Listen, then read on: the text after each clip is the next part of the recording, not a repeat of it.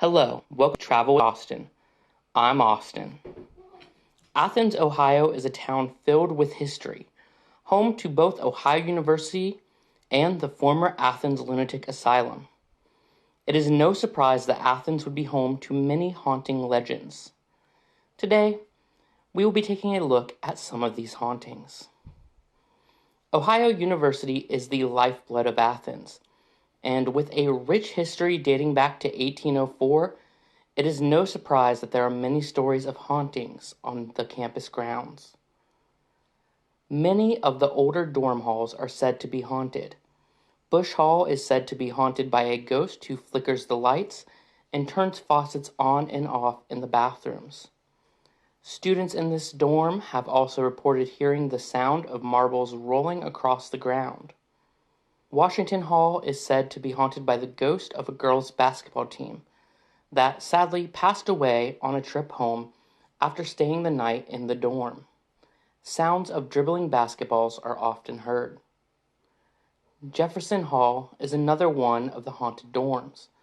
Along with many of the same paranormal activity as Bush Hall, it is also home to a ghostly woman. In 1996, a group of students were exploring the attic when they came across a woman sitting at a desk.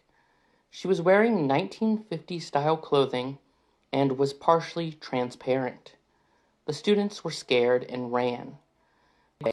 But when they returned just a few minutes later, the attic was locked tight.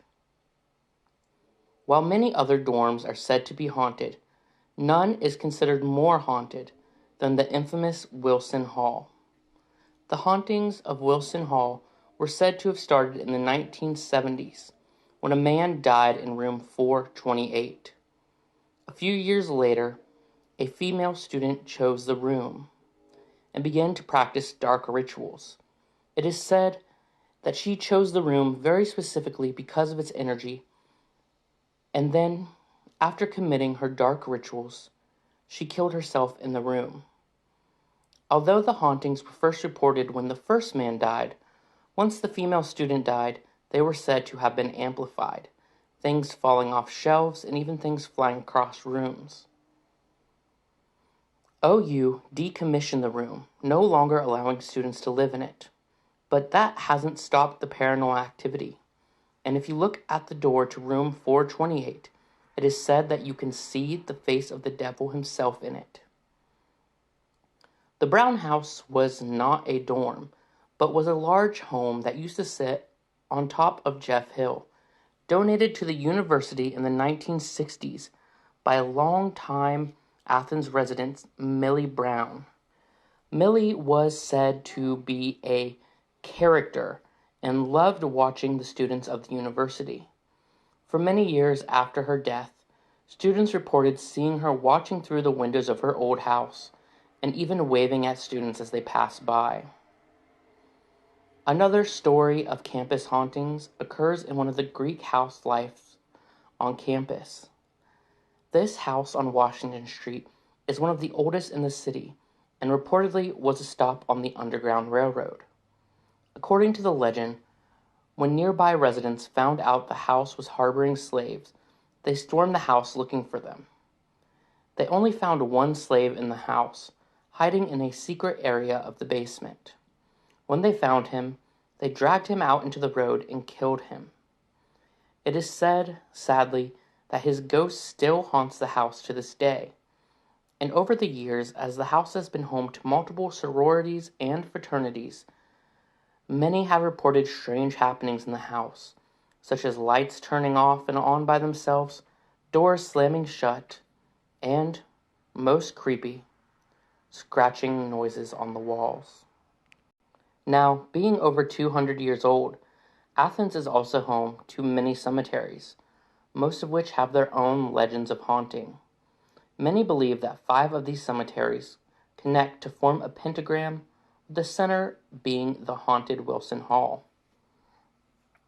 West State Street Cemetery is said to be haunted by many of those buried there, but the most popular legend about this cemetery is the Weeping Angel. This angel statue in front of the cemetery is dedicated to all those unknown who are buried there. Many people have claimed to see the angel appearing as if it were weeping, and some have even said they have seen the wings on the angel briefly move. Hanning's Cemetery is another cemetery in Athens, and it is said that in the 1970s, a student performed a seance there and ended up communicating with the ghost of a former OU student who had died in a car crash. She reported after that night she constantly felt something calling her back to that cemetery. Now, one of the former asylum cemeteries also reportedly contains a witch's circle made of gravestones. It is said that the witches use this circle as a way to channel their powers and talk to the dead or perform rituals. Finally, there is Sims Cemetery, reported to be one of the most haunted locations in the state and possibly the country. The cemetery is named after John Sims, who is buried in the cemetery and reportedly, in life, was the town judge and executioner.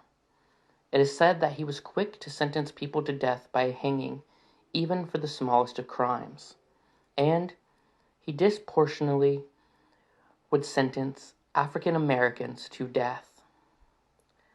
Now, Sims Cemetery is not only his final resting place, but the location of the very tree he used to hang people from. Rope marks are reportedly still visible on the tree. It is said that Sims can be seen walking the cemetery at night, looking for criminals, and some have even claimed to have seen ghostly bodies hanging from the tree in the cemetery. It is also reported that several years ago, two students thought it would be funny to steal a gravestone from the cemetery and bring it back to their room. After they stole the grave, they experienced violent paranormal activity, such as objects flying across the room and glass shattering. Scared, they quickly took the stone back to the cemetery, and then the haunting stopped just as quickly as they began.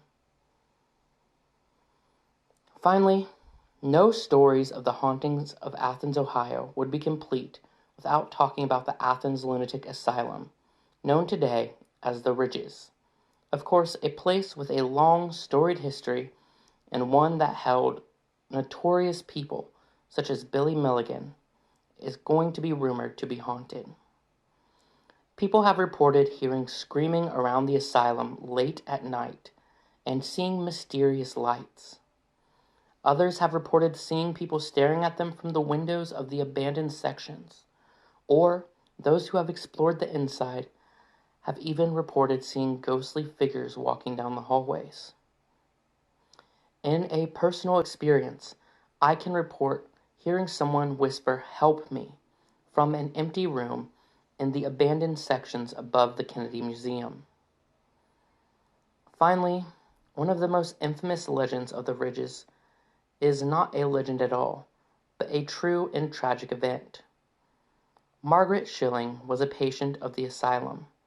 Like many patients, she had free roam over the asylum, and in December of 1978, she went missing.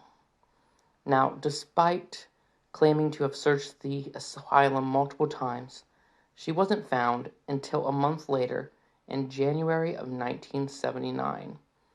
She was already dead and decomposing. They found her naked, her clothes folded neatly on the windowsill behind her. After her body was removed, workers found that it had left a stain on the floor, and no matter how many times they attempted to clean it, it would not go away. In fact, the more they cleaned it, the more prominent the stain became. Now, while the stain is an infamous and true part of the asylum, its history, and its legends, it is important to remember that Margaret was a wife and a mother. She was a human just like you. Athens, Ohio, and the surrounding areas are considered to be very haunted, so much so that these stories of hauntings have barely scratched the surface of the legends surrounding the area. But with such a long and storied history, it is no wonder that this area would be haunted. Thank you for watching.